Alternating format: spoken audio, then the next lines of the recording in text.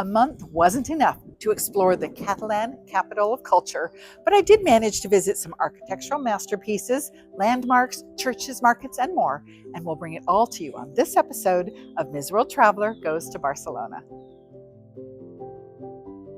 With a tumultuous history that continues even to this day, you'd never know how many difficulties Barcelona has faced by the beauty of the city and its buildings. Just walking down the street is like being in a living museum of art and styles from different time periods. There are many significant landmarks and monuments that tell Barcelona's story, so that is a good place to start our adventure.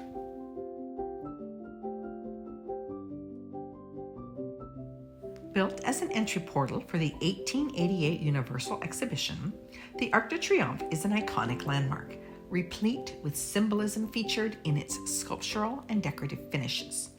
The combination of red brick and friezes around the arch were groundbreaking at the time, and now it serves as a lasting welcome to the nations, an imposing presence, and a gateway to Barcelona's culture, history, and contemporary way of life.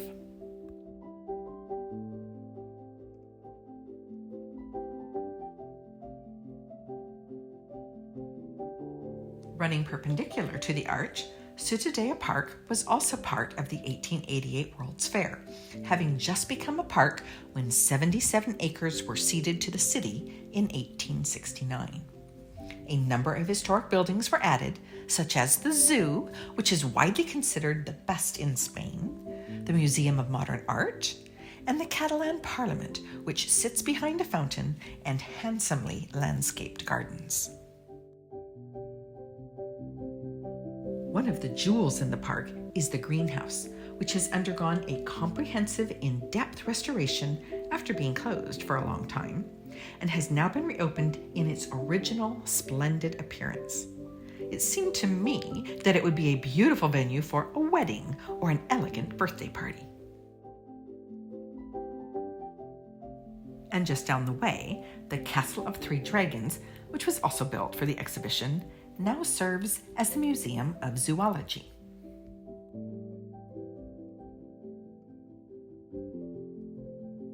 The sun made a rare appearance the day I was there, and obviously it is a place well loved by locals and visitors, with people out enjoying the nice weather and many of the activities the park has to offer.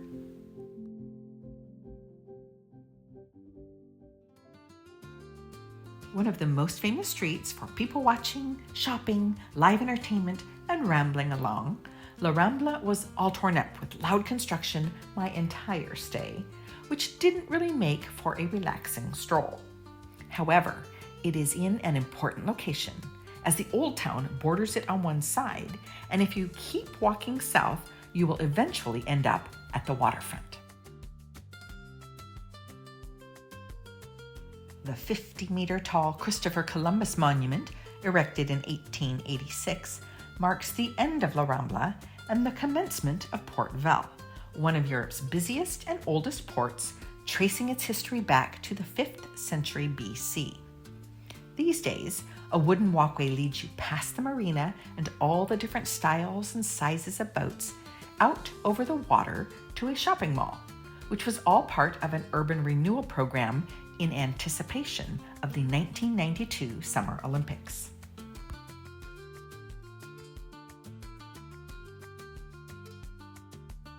The view at sea level was amazing, but it was time to see it from a bird's eye perspective.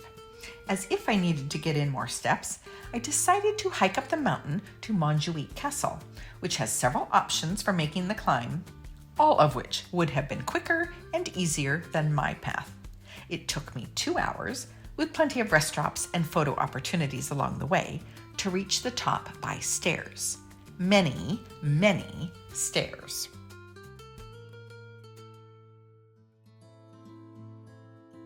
Had I not chosen the long way, I would have missed the Olympic diving facility, built when Barcelona hosted the Summer Games in 1992. Cleverly positioned, the stands face the pools and an incredible vista of the city in the background. Even if there had been no competitions going on, there would still have been something spectacular for spectators to see.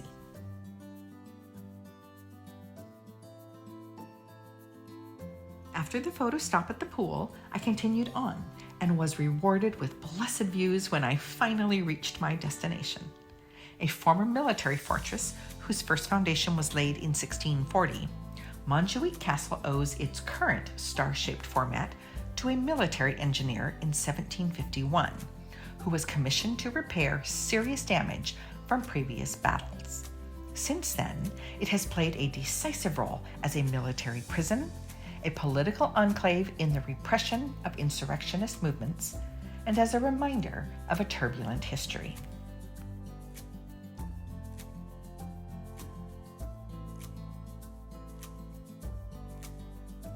Years after being built, the fortress became a castle with the requisite moat, though it was still used as a military site during the War of Spanish Succession and the Spanish Civil War.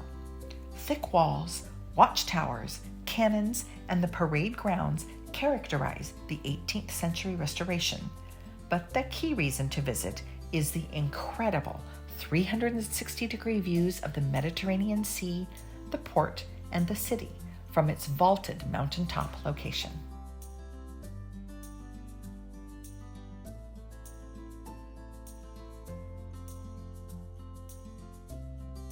And when it was time to descend, this time I chose the easy route.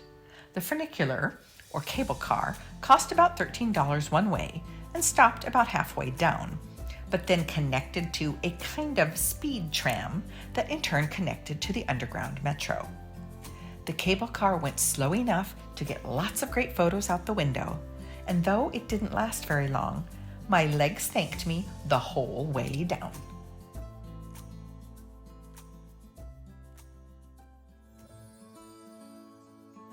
For a completely different style, I hied myself off to the most important civic building of the Catalan Art Nouveau movement, the Hospital Sant Pau, which was started in 1902 and inaugurated in 1930. The complex, which sits diagonally on the block, is a series of 12 separate pavilions, each designated for a different medical specialty, surrounded by gardens and interconnected by underground tunnels.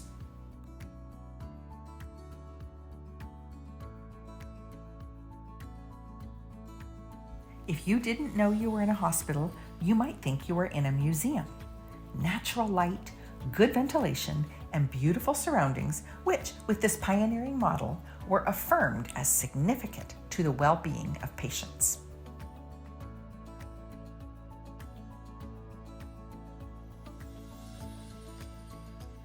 But as is typical, a growing population and a greater need for treatment, as well as the structural wear and tear on the facilities, the hospital couldn't keep up with the demand.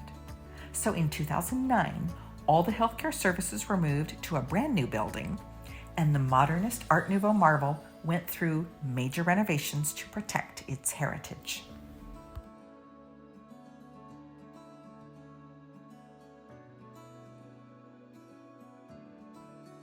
Now a cultural landmark and a center for knowledge and research, there was an event going on while I was there, with information booths, blood pressure checks, fun activities, and an energetic aerobics class lending a festive atmosphere. The guided tour cost about $25 and lasted an hour and 15 minutes. There was a lot to see, and once I had the lay of the land, it was easy to retrace the tour route and take my time. In my humble opinion, this is a must-see in Barcelona.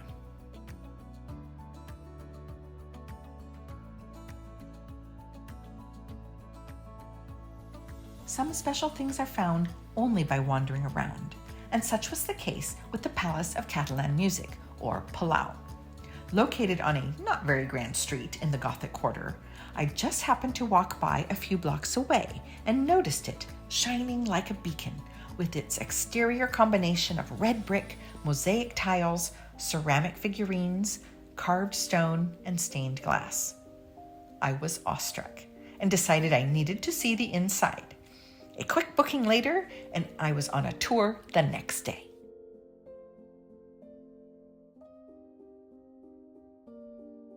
Opened in 1908, the Palau was built as a concert hall, not a theater, as the size of the stage, although it can be expanded and contracted, is too small for major productions. An example of Catalan modernism, the architect commissioned local artisans and craftsmen and then gave them full creative freedom to produce the ornamentation, decorative structural elements, lighting, glasswork, and sculptures which characterize the building. Every column is different. Every figure and every relief have a story. Every seat, and I checked them out, is a good one.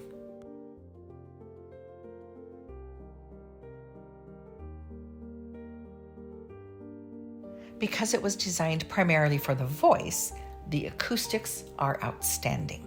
To demonstrate, the guide turned on the pipe organ and let the music crescendo, filling every molecule of space.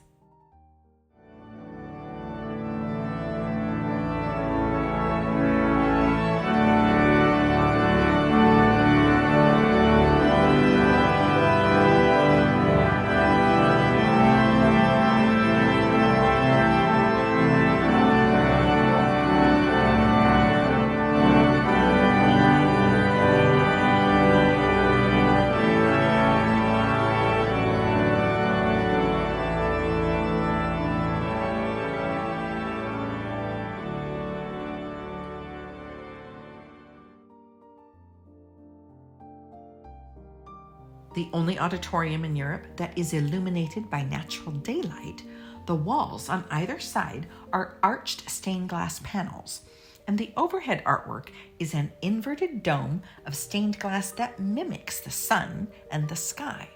It was so bright, I thought it was an actual light, but no, it is a skylight.